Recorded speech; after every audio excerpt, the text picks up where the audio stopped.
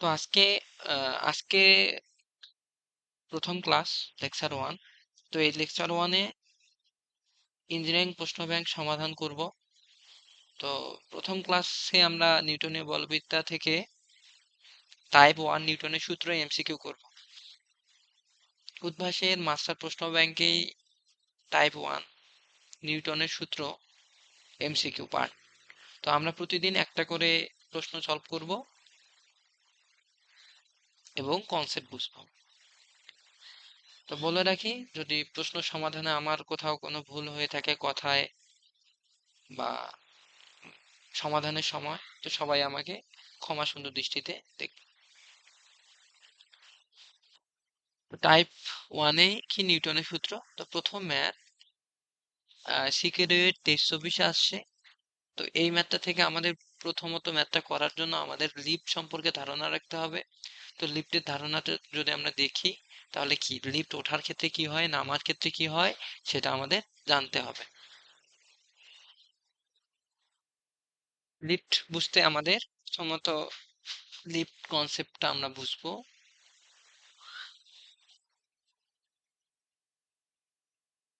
Lift যদি আমরা দেখি, যে লিফট ওঠার সময় এক ধরনের, নামার সময় এক ধরনের ত্বরণ তৈরি হয়। যেমন আমরা যদি দেখি,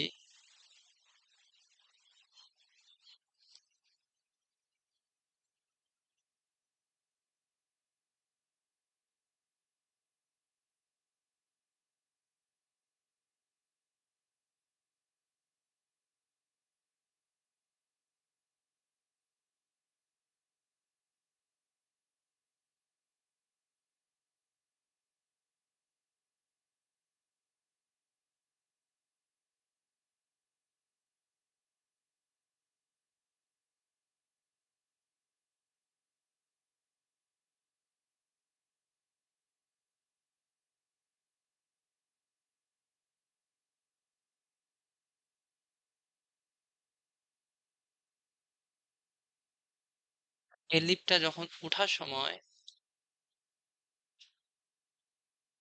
উপরের দিকে উঠবে, একটা ব্যক্তি যদি নিচে থাকে,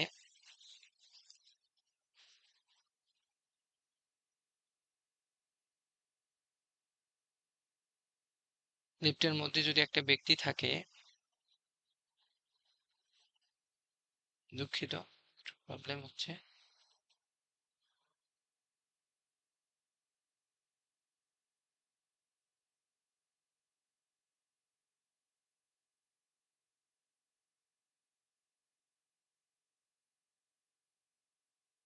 এখানে দুইটা অপশন দেখবো, একটা নামার সময়, একটা ওঠার সময়।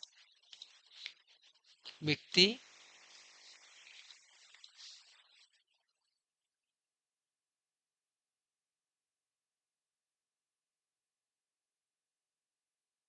একজন ব্যক্তি ধর লিফটের মধ্যে আছে, লিফটে যখন উপরের দিকে উঠবে,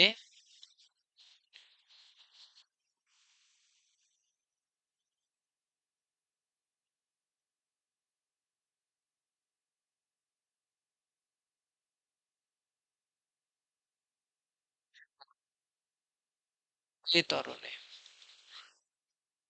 ত্বরণে যদি উপরে ওঠে, তাহলে যদি বস্তু এবং মানে ব্যক্তি এবং লিফটের ভর এম হয়, টোটাল ভর, তাহলে নিচের দিকে এম জি, আর নিচে উপরের দিকে কি প্রতিক্রিয়া বল আর, যেহেতু এ ত্বরণে উপরে উঠতেছে তাহলে কি এম এ, তাহলে এদের লব্ধি যে প্রতিক্রিয়া বল আর কি হবে, অপোজিট বলগুলা কি হবে আমরা বিয়োগ করব, আর মাইনাস এম জি। এখানে আর কেন বড়, আর গ্রেটার দেন এম জি কেন? কারণ আর বড় না হলে তো লিফট উপরে উঠবে না, অবশ্যই আর বড় হইতে হবে। আর বড় হইলেই তো লিফট উপরে উঠবে, কারণ যার শক্তি বেশি তার দিকে যাবে। ইকুয়াল কি হবে এম এ। সেম যদি এখানে ওই ব্যক্তি থাকতো এবং এটা নিচের দিকে নামতো এই লিফট এ ত্বরণে, তাহলে এখানেও কি এম জি, আর উপরে কি আর। কিন্তু এখানে কি, যেহেতু এম জি নিচের দিকে নামতেছে, নিচে নামে এ ত্বরণে, তাহলে এদের কি যে ত্বরণের নিচে নামে তাহলে কি এম এ। তাহলে এখানে কে বড়, অবশ্যই এম জি গ্রেটার দেন আর হবে। তাহলে এখানে আমরা M G minus R is equal M A. এখানে আর ইজ ইকুয়াল হবে M G minus M A. তাই আমরা এম কমন নিলে জি মাইনাস এ, আর এখান থেকে R is equal M G plus A. তাহলে আমরা এটা মুখস্থও রাখতে পারি বুঝে যে এইভাবে বের হয়। তাহলে নিচে নামার ক্ষেত্রে কি করব, নিচে যদি নিচে নামে তাহলে বিয়োগ করব, বিয়োগ। আর যদি উপরে ওঠে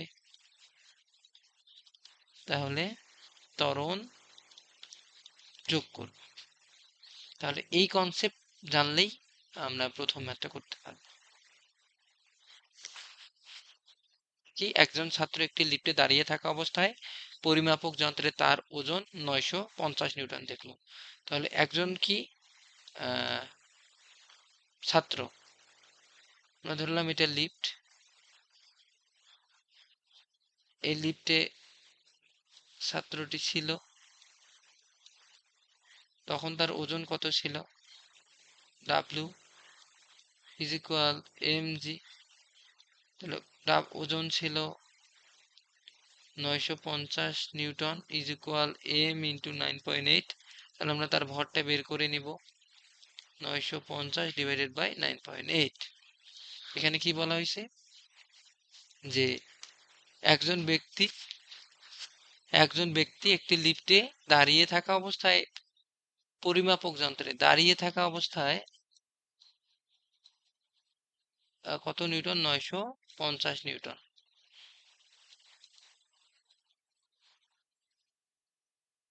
এই ক্ষেত্রে দাঁড়িয়ে থাকা অবস্থায় তার মধ্যে যে দেখা গেছে 950 নিউটন, লিফটটি যখন কি হয়েছে, লিফটটি যখন উপরে উঠতে থাকে তখন ওজন বেড়ে কত হয়ে গেছে, তার ওজন বৃদ্ধি পায়ে হয়ে গেছে 1250 নিউটন।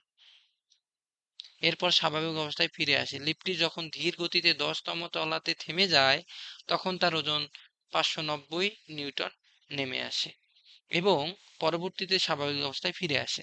তাহলে উপরে ওঠার সময়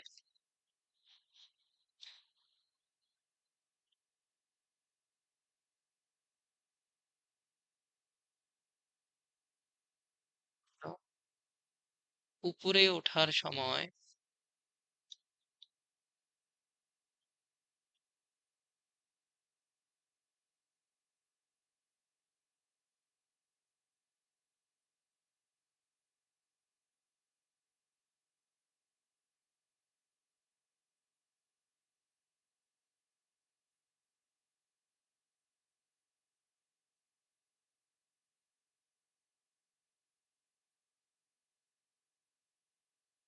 উপরে ওঠার সময় এবং পরবর্তীতে থেমে যাওয়ার সময় কি বের করতে বলছে, ত্বরণ, যে ত্বরণ কত ছিল। লিফটটি দাঁড়িয়ে থাকা অবস্থায় পরিমাপক যন্ত্রের 950 নিউটন। তাহলে সেখান থেকে আমরা কি বের করছি, ভর বের করছি। তো এরপরে বলা হয়েছে যে ওজন বেড়ে কি হয়েছে, যখন উপরে ওঠে তখন ওজন বেড়ে কত নিউটন হয়েছে, 1250 নিউটন যখন উপরের দিকে উঠতেছে। এরপরে কি, দশম তলায় উঠে যখন কি হয়, থামে, তখন 950 নিউটনে নেমে আসে। তাহলে কি, আসলে এই ক্ষেত্রে দুইটা ঘটনাই ঘটছে, একটা কি উপরে ওঠা আর একটা নিচে নামা। আসলে নিচে নামাটা এখানে থেমে আসা বোঝানো হয়েছে, যে লিফটটা দাঁড়াই গেছে, কত তলায়, দশম তলায় যায়। তাহলে প্রথম ক্ষেত্র এখানে আমরা দেখব যে প্রথম ক্ষেত্র কি, লিফটটি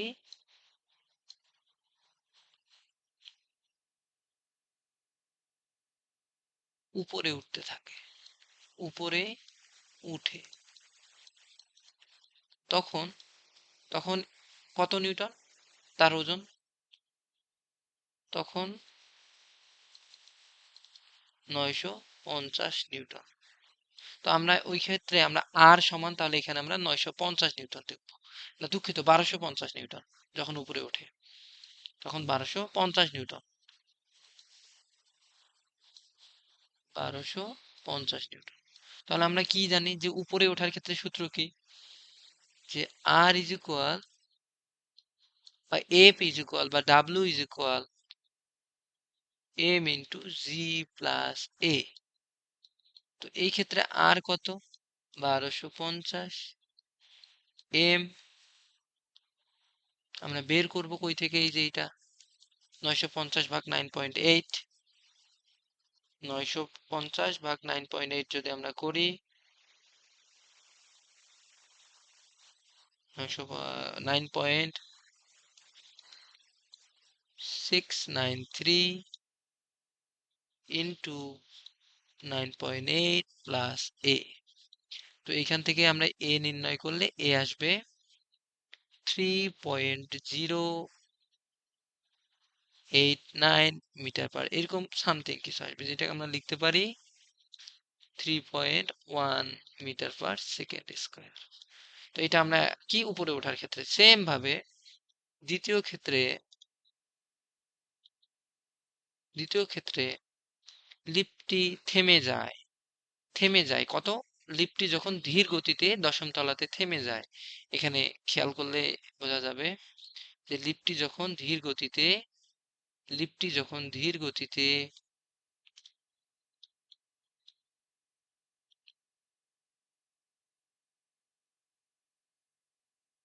দশম তলায় থেমে যায়, লিফটটি যখন ধীর গতিতে দশম তলায় থেমে যায়, আচ্ছা থেমে যাওয়া বলতে আমরা এখানে বুঝবো যে নিচে নামা, কারণ নিচ থেকে কিছু টানছে বলেই তো থেমে গেছে। তাহলে দশম তলায় থেমে যায়, তো দশম তলায় থেমে গেছে মানে নিচ থেকে কিছু টানা হয়েছে। তাহলে প্রথম ক্ষেত্রে কি হয়েছিল, লিফটটা উপরের দিকে উঠতেছিল, আর আর নিচে কি এম জি টানছিল, এবং কি এম এ ত্বরণে উপরের দিকে উঠতেছে। এই জন্য আমরা প্রথম ক্ষেত্রে R is equal M into G plus A লিখছি। এখন দ্বিতীয় ক্ষেত্রে তাহলে কি, ওই সেম লিফট থেমে যাচ্ছে, তার মানে কিন্তু এখন এম জিটা বড় হইতে হবে আর এর থেকে, ঠিক আছে। আর ত্বরণটা কিন্তু ধর যে এম এ নিচের দিকেই তখন ইয়ে করবে, কারণ যেহেতু টানতেছে। তাহলে আমরা এখান থেকে লিখবো যে এম জি বড় হইতে হবে থামতে গেলে, মাইনাস আর ইজ ইকুয়াল কি এম এ। তাহলে আমরা এখান থেকে R is equal M into G minus A মান যদি আমরা দেখি, এই ক্ষেত্রে কত নিউটন, এই ক্ষেত্রে আর হচ্ছে 590 নিউটন। এই যে 590 নিউটন, 590 ইন্টু এম কত, 9.963 কেজি, 9.963 কেজি, কেজি দেওয়ার দরকার নাই, 9.8 মাইনাস এ। এখান থেকে এ আসবে, যেহেতু মন্দন হচ্ছে ওই জন্য ঋণাত্মক এ হবে -3.72 মিটার পার সেকেন্ড স্কোয়ার। তাহলে আমরা দুইটা অ্যান্সার পাই গেছি। তাহলে এমসিকিউ এর কি দেওয়া আছে, দুইটা ত্বরণ চাইছে, এই যে এটা একটা আর এটা একটা থেমে যাওয়ার ক্ষেত্রে ই।